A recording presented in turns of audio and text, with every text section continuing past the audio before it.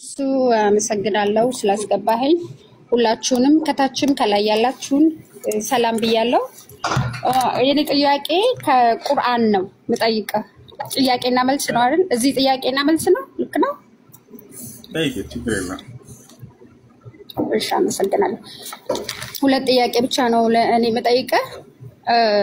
አንደኛው ልክ ኢሳ እንደ ኢሳ አልመሲህ የተባለ ነብይ አለ ወይ? በእናንተ አልመሲህ ተብሎ የተጠራ ነብይ አለ ወይ? ሁለተኛ ጥያቄ ደግሞ የአላህ ቃልና መንፈስ የተባለ ከኢሳ ውጪ ሌላ ነብይ አለ ወይ? ይሄን ሁለቱም ብቻ መልስልኝ። መልካም። አልመሲህ የሚለው ቃል የተወሰደው መሰሐ ከሚለው ነው። መሰሐ ማለት አበሰ ወይንም ዳበሰ እንደማለት ነው።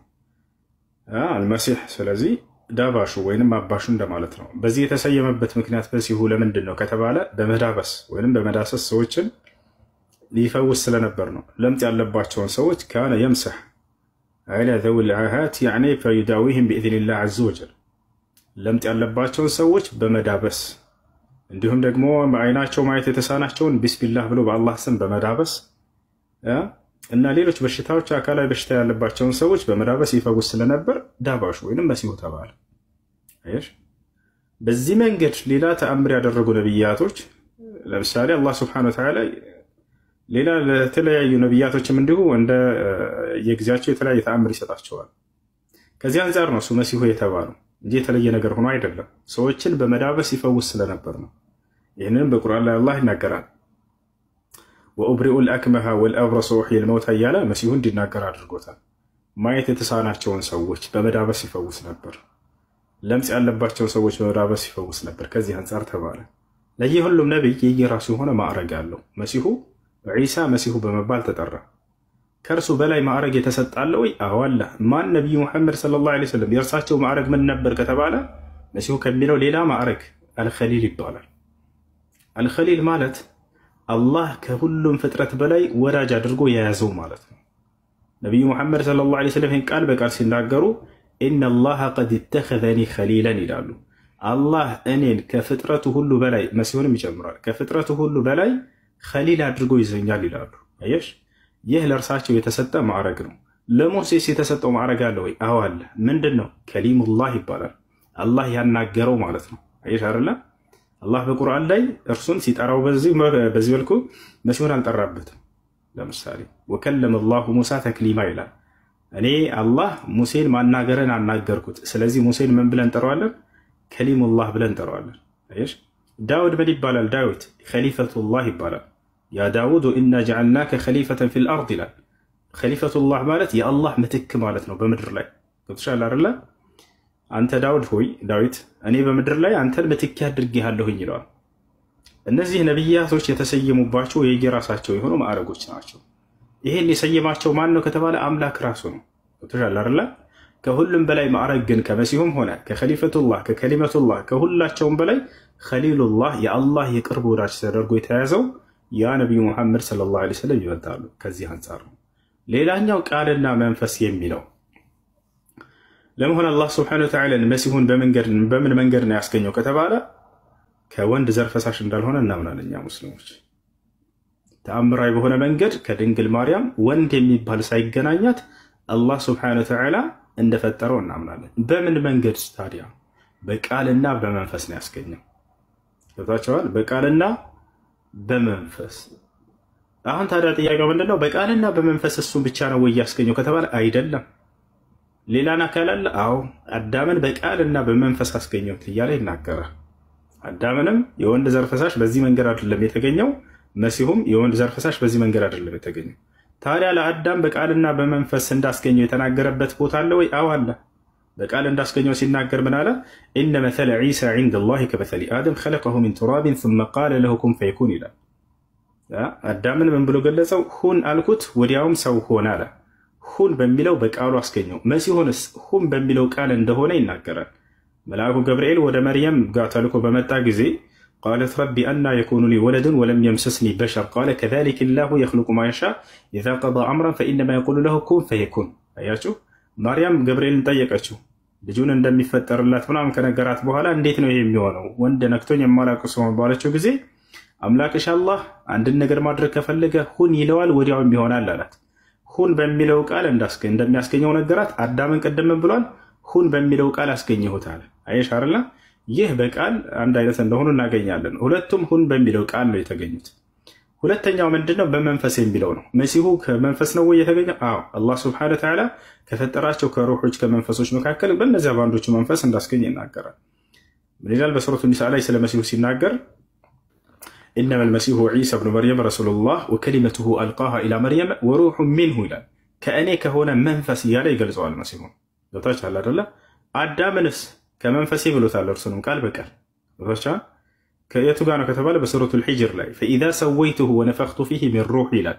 ፍጥረቱንም ባስተካከልኩና ባሟላሁት ጊዜ አዳምን ከመንፈሴም በዘራሁበት ጊዜ ይላል።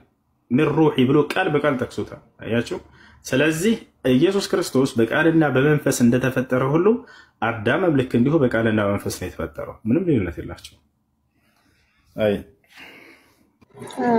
ኦኬ። ስለዚህ አልመሲ አሁን የኔ ጥያቄ የመጨረሻው አልመሲ የተባለ ከኢሳ ውጭ የለም፣ ግን ማዕረግ ይለያያል ነው መልስህ ያንተ? መሲ የሚለው ሌላ ነገር አይደለም። የታመመ ሰው ይዳብስ ስለነበር በቃ አባቱ ተባለ፣ ሌላ ነገር አይደለም። ልክ እንዲሁ ከዚያ ውጭ ሌሎችን ነቢያት ማዕረግ ተሰጥቷቸዋል። ለእሱ የተሰጠው መሲህ የሚለው መጠሪያ ነበር።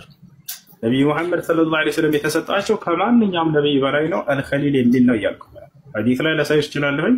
ነቢዩ መሐመድ ሰለላሁ ዐለይሂ ወሰለም ኢነላሀ ቀድ ኢተኸዘኒ ኸሊለን ይላሉ። አላህ እኔን ኸሊል አድርጎ ይዘኛል ይላሉ። ኸሊል ማለት የቅርብ ወዳጅ ማለት ነው። ከማንም ፍጥረት በላይ ቅርብ ወዳጅ አድርጎ የያዘው ነቢዩ መሐመድ ሰለላሁ ዐለይሂ ወሰለም ይሄ ነው። ልክ እንዲሁ መሲህ የሚለው ሌላ ነገር እንደው መሲሁ ደጃል የሚባል ነገር አለ። ሐሰተኛው መሲህ ይመጣል አይደል? የዓለም ፍጻሜ ጊዜ እሱን ታውቂያለሽ? ደጃል የሚባለው እሱን መሲህ ተብሎ ተጠርቷል። መሲህ ለምንድን ነው እሱ መሲህ የተባለው ከተባለ አይኑ የታበሰ የተዳበሰች ስለሆነች። አየሽ፣ ቀደም ብያለሁኝ። መሲህ የሚለው ዳበሰ ወይንም ከዚህ ጋር ሊመጣ ነው። እርሱም መሲሁ ተብሏል። ያ መሲሁ ተብሏል እሱ። ነገር ግን ይህ ሐሰተኛው መሲህ ነው። ይህ እውነተኛው መሲህ ነው ዒሳ አለይሂ ሰላም። ወሻለ አይደለ? እሱ የተሰየመበት የታመሙ ሰዎችን በመዳበስ ይፈውስ ነበር ነው። ማዕረግ ነው። ከአምላክ ዘንድ ቢሰጣቸው ማዕረግ ነው። በላጩ የማን ነው ከተባለ ነብዩ መሐመድ ሰለላሁ ዐለይሂ ወሰለም እርሳቸው ይበልጣል። ኦኬ፣ አመሰግናለሁ። በቃ ለሌላ ልልቀቅ መድረኩ። ቴንክ ዩ። አሁን ለምሳሌ ነብዩ መሐመድ ነብይ ናቸው እንጂ እንትን አይደሉም አይደለ? ማለት እንደ ኢሳ አርጓቸዋል ነብዩ መሐመድን።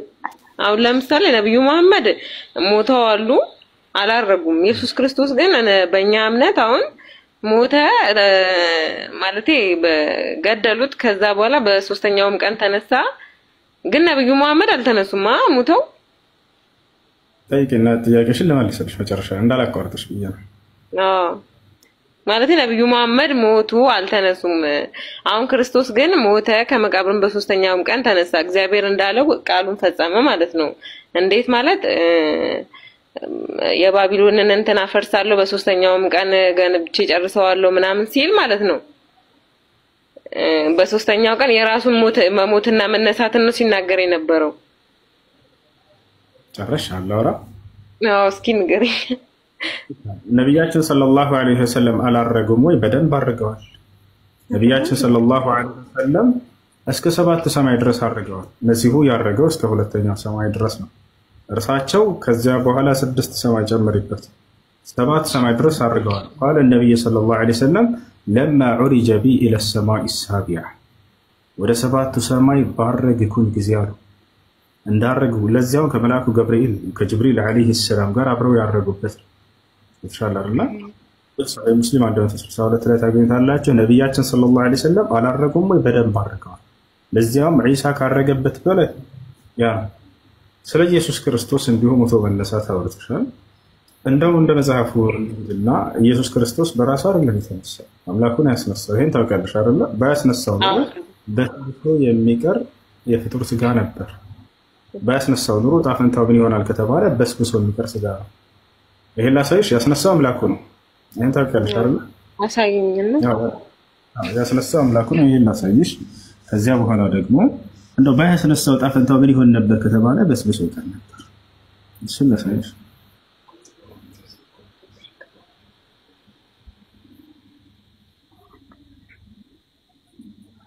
እሺ ይኸውና የሐዋርያት ሥራ ምዕራፍ 2 ቁጥር 32 ይህን ኢየሱስን እግዚአብሔር አስነሳው ለዚህም ነገር እኛ ሁላችን ምስክሮች ነን ይላሉ ሐዋርያቶች። ወደ 15 ቦታ ላይ በላይ አለ መጽሐፍ ቅዱስ ላይ እንዳለ አስነሳው ማን ያስነሳው? አምላኩ ነው ያስነሳው። እሺ አብ ነው ያስነሳው። አብ እንዳስነሳው ራሱ አምላኩ እንዳስነሳው ነው ያሳየው። አንዴ የሚፈርዱ በሚጮህ ቦታ ላይ እሺ አብ እንዳስነሳው ራሱ አንዴ ጥያቄ ማለት በኢየሱስ ክርስቶስ ከሙታን ባስነሳው በእግዚአብሔር አብ ይላል። እሺ ከሙታን ባስነሳው በማን? በእግዚአብሔር አብ። አይ ራሱን ያስነሳው እንዳይሉሽ ማለት ነው። ገብቶሻል? አይ አብ ነው ያስነሳው ብሎ ጳውሎስ ዘግቶታል። በቃ እና ይሄ ነው። ሌላኛው ነገር ባያስነሳውስ ምን ይሆን ነበር ከተባለ በስብሶ እንደሚቀር ይናገራል። ያው ታይሻል እዚህ ጋር የሐዋርያት ሥራ እዛው ላይ ምዕራፍ 13 ቁጥር 34 ላይ እንደገናም ወደ መበስበስ እንዳይመለስ ከሙታን እንዳስነሳው እንዲህ ከሙታን የታመነውን የዳዊትን ቅዱስ ተስፋ ሰጣቸዋለሁ ብሏል ይላል። እንደገናም ወደ መበስበስ እንዳይመለስ ከሙታን እንዳስነሳው።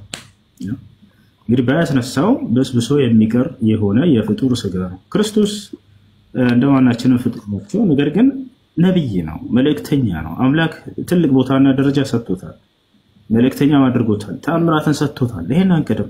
ለእስራኤል ልጆች ተምሳሌት ነበር ወይ? አዎ ተምሳሌት ነበር። በጣም ምርጥ ነብይ ነበር። ይችላል። ነገር ግን እኔን አምልኩኝ ብሎ አልተጣራም። ያካል እኔን አምልኩኝ አላለ። ሳያዛቸው እንዴት ነው ሰዎች እርሱን ማምለክ? እርሱን መጣላት ነው። ክርስቶስ ምን አለ? ብትወዱኝ ትእዛዜን ትጠብቃላችሁ ነው ያለው አይደለ? በትእዛዙ መካከል አምልኩኝ የሚል አለ ወይ ነው ጥያቄው። በፍጹም የለም። ክርስቶስ ያን አንዱን አምላክ እንዲያመልኩ ነው ሰዎችን የሰበከው።